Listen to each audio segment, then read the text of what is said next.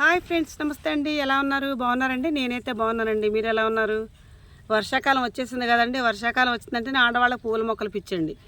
అదొకటి నేనైతే నర్సరీ కదండి, నాటు మొక్క నర్సరీ అండి నాది, సత్యశివ సాయి నర్సరీ అండి అది. నా నర్సరీలో చాలా రకాలుగా బోల్డ్ మొక్కలు పెట్టానండి. ఇది కూడా అండి గడ్డి మొక్క లాంటిదండి ఈ మొక్క. ఇది చక్కగా పువ్వు ఎలా ఉంటుంది అనుకున్నారు? పసుపు రంగు పువ్వు, దానిపైన చిన్నగా సన్న రౌండ్ లాగా మావు చిగురు రంగుతో ఒక బార్డర్ వస్తుంది పువ్వుకి. పువ్వు కూడా ఎలా ఉంటుంది, మనం ఉమ్మెత్త పువ్వు అంటారు చూసారండి, బారుగా తెల్లకాడేసి ఉమ్మెత్త పువ్వు, ఆ పువ్వులాగా ఉంటుందండి పసుపు పువ్వు. ఇది చాలా మంచిగా అనిపిస్తుంది అసలు ఈ పువ్వు, భలే మంచిగా. అసలు ఇది హాస్పిటల్స్లో పక్కన అటు సైడ్ వాల్స్ పెడతారు కదండి, ఇలా వరుసగా పెట్టారండి. అసలు భలే అనిపించిందండి. అసలు ఆ రోజు ఒక మొక్క తీసుకొచ్చానండి నేను వస్తా తీసుకొచ్చి ఎండాకాలం మొత్తం దీన్ని జాగ్రత్తగా సంచులు వేసుకుంటూ కాపాడుకుంటూ వచ్చి ఇప్పుడు టబ్బులో వేసానండి. దీన్ని టబ్బులో వేస్తే తస్సదియే వచ్చింది చూడండి, ఎంత బాగా వచ్చింది చూడండి చెట్టు.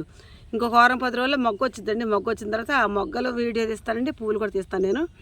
ఇదే మొక్కల్ని మనం మన నర్సరీలో కూడా పెట్టుకుందామండి. చాలా బాగా అనిపిస్తుందండి. ఇది చూడ్డానికి కూడా చాలా నిండుగా అందంగా ఉందండి. ఒక్క మొక్క పెడితే అడవిలాగా అయిపోయింది చూడండి, ఎంత బాగుందో, టబ్బు నిండా అయిపోయింది. ఇదే రకంగా ఈ చెట్టు పువ్వు వచ్చిన తర్వాత నీకు వీడియో పంపిస్తానండి, వీడియో తీస్తానండి నేను. మీకు నచ్చితే నాకు ఒక లైక్ ఇవ్వండి. Please subscribe.